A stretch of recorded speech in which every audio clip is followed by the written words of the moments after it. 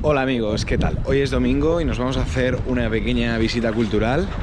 En Moscú hay como unos 270, 280 museos de importancia. La verdad es que la vida cultural en Moscú es increíble.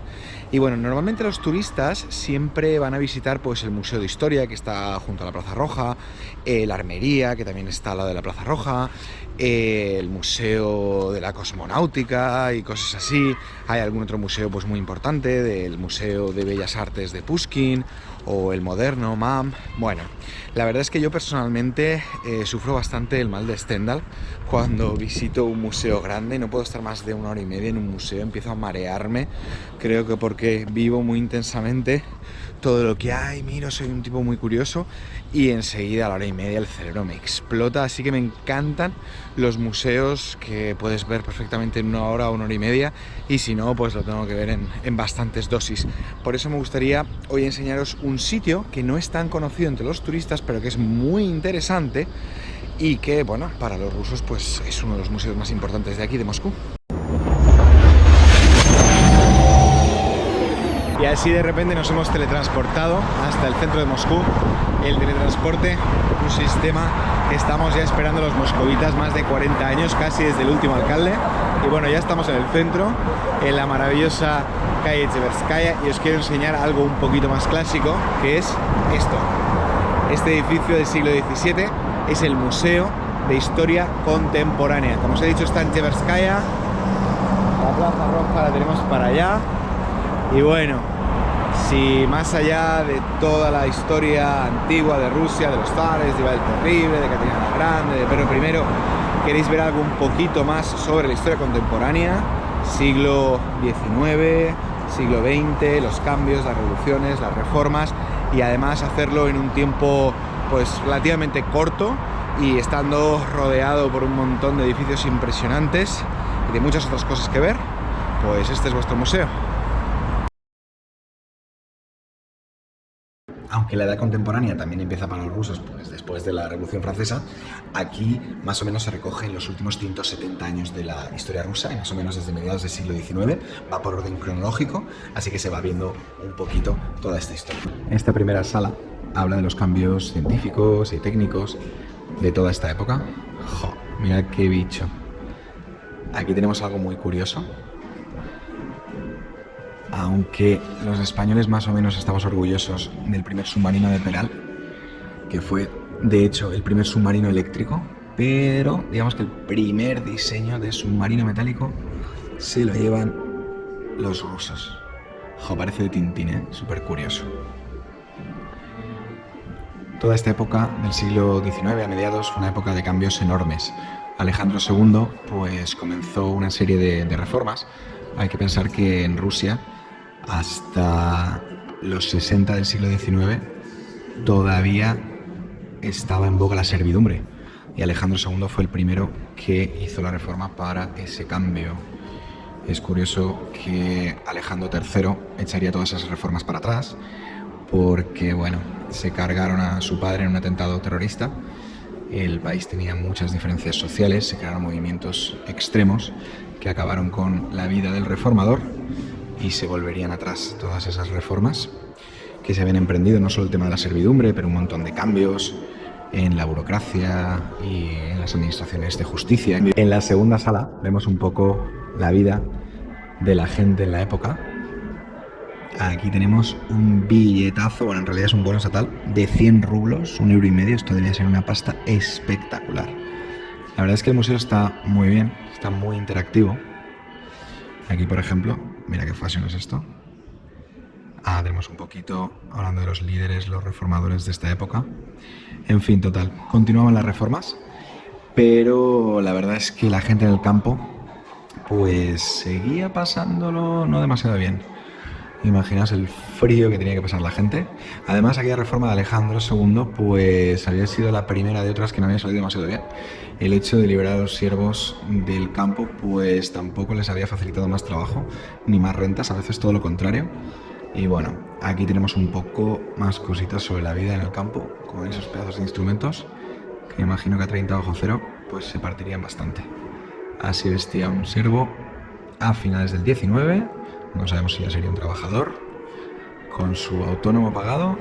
Y aquí tenemos efectivamente cómo vestía un trabajador los fines de semana cuando se iba de fiesta a pasárselo bien. Bueno, aquí también se habla un poquito de la creación de los primeros partidos y obviamente pues de la continuación de todos estos movimientos populares y conflictos. A finales del 19 se empieza a notar con bastante detalle todo el tema demográfico. Alcanza los 125 millones el Imperio Ruso. Tenía 76 millones aproximadamente, pues unos 40-50 años antes, aunque bueno, a saber. Incluso aquí estaba delimitado el tema. La gente del Cáucaso, gente de Europa, finlandeses, Oriente Medio y la pobrecita Siberia, siempre superpoblada. Y aquí tenemos diferentes maquinarias, una fábrica de perfumes, otra de jabón. Bueno, está muy chulo y tiene mucho interactivo. En la sala número 4 pasamos a algo que fue un momento súper importante para la historia de Rusia, pero también para la historia del mundo y por supuesto para la historia japonesa. Es la guerra ruso-japonesa, que supuso una gran humillación para Rusia y algunos la llamaron el fin del mito del hombre blanco. Y es que era la primera vez que una nación teóricamente civilizada pues perdía ante una nación teóricamente no civilizada. Esto es una pasada, esto es del álbum de Manchuria, Guerra Ruso-Japonesa, son dibujos de 1906. La verdad es que parecen de cómics actuales, son una pasada. Aquí está Kuropatkin, al que junto a Eliseev pues se le consideró el que perdió la guerra. Bueno, el caso es que los rusos habían conseguido Port Arthur un par de años antes. Los japoneses no estaban muy contentos. Rusia necesitaba un puerto que funcionara durante todo el invierno, algo que siempre han estado buscando los rusos durante toda su historia. Y los japoneses pues querían seguir teniendo control sobre Manchuria y Corea. Así que bueno, empezó un conflicto en el que Japón no declaró la guerra, sino que atacó directamente. Y aunque los rusos perdieron a 15.000 hombres durante un año y pico de guerra y los japoneses como a más de 100.000, pues fue una victoria para Japón, aunque este pues se destruiría completamente en su economía, y fue algo que generaría los movimientos de la primera revolución de 1905 de los rusos, esa especie de terrible derrota moral para los rusos. Tenemos un poquito la siguiente sala dedicada pues a Pavlov, Mendeleev y bueno, también a los artistas rusos, esa generación de Dostoyevsky, Tolstoy, un poquito la vida buena, ¿no? Tras el biombo.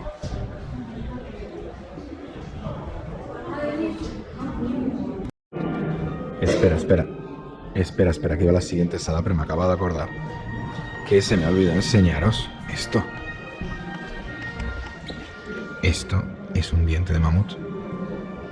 Aquí tenemos el famoso acorazado Potemkin, aunque los rusos se ríen bastante con ese nombre porque se pronuncia Pachomkin.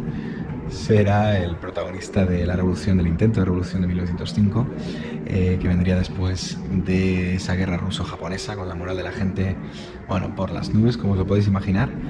Y Nicolás II empezaría una serie de reformas muy profundas del campo y de la administración, intentando democratizar muchas cosas, una participación activa de partidos políticos, pero no tardaría mucho Nicolás II en meterse en un lío bastante gordo. Y el 1 de agosto de 1914 le declara la guerra a Rusia-Alemania y entra el Imperio Ruso en la Primera Guerra Mundial contra esta gente que llevaba esos gorros tan bonitos, perfectos para la Harley, austríacos y alemanes, austrohúngaros. Bueno, vamos a ver la pinta que tuvo este conflicto tan terrible.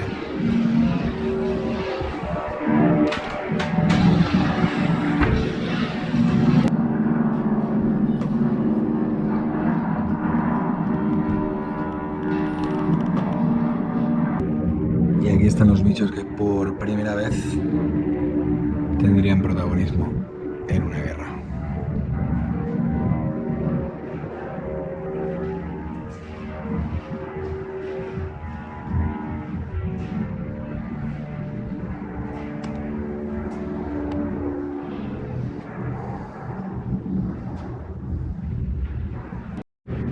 En la siguiente sala tenemos una serie de dibujos de artistas que vivieron el cambio después de la revolución.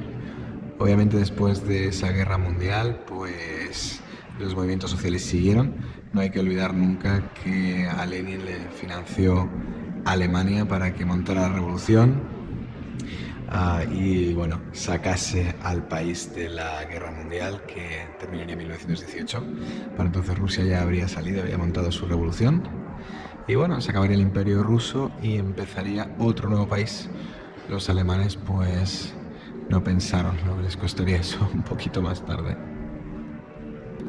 En muchos museos nacionales podemos ver pues una sala dedicada a los regalos que se hacen entre los líderes mundiales, pero esta es muy curiosa porque podemos ver, por ejemplo, una pipa regalada por la Asociación de Ajedrecistas Americana en la que vemos a Stalin y a Truman tomando un té. Así que hay cosas aquí realmente curiosas.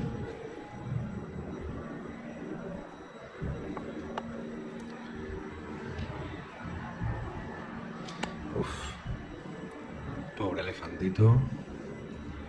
Ah, pedazo de traje. Este se llama mogollón.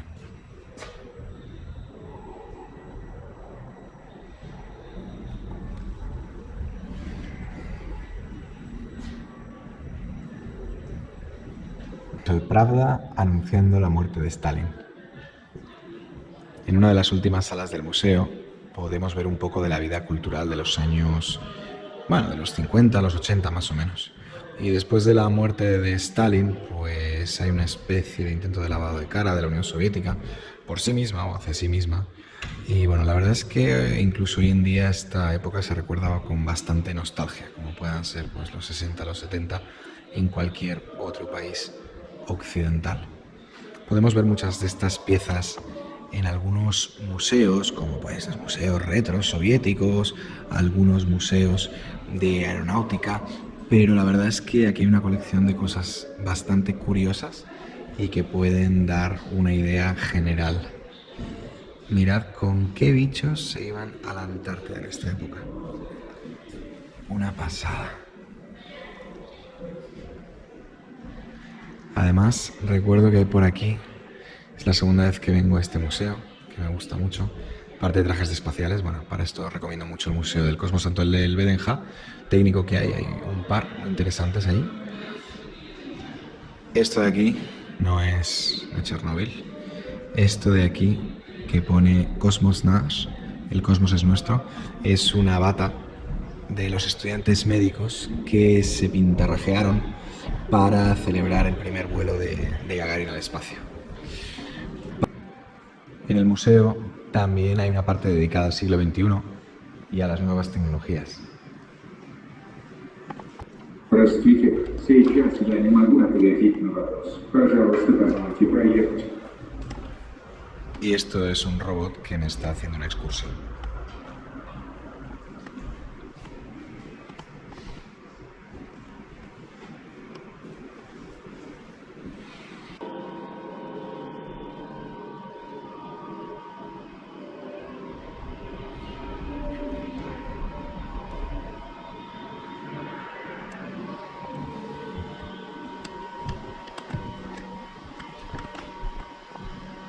Y con esta sala dedicada a la perestroika y al fin de la Unión Soviética, os dejo por hoy.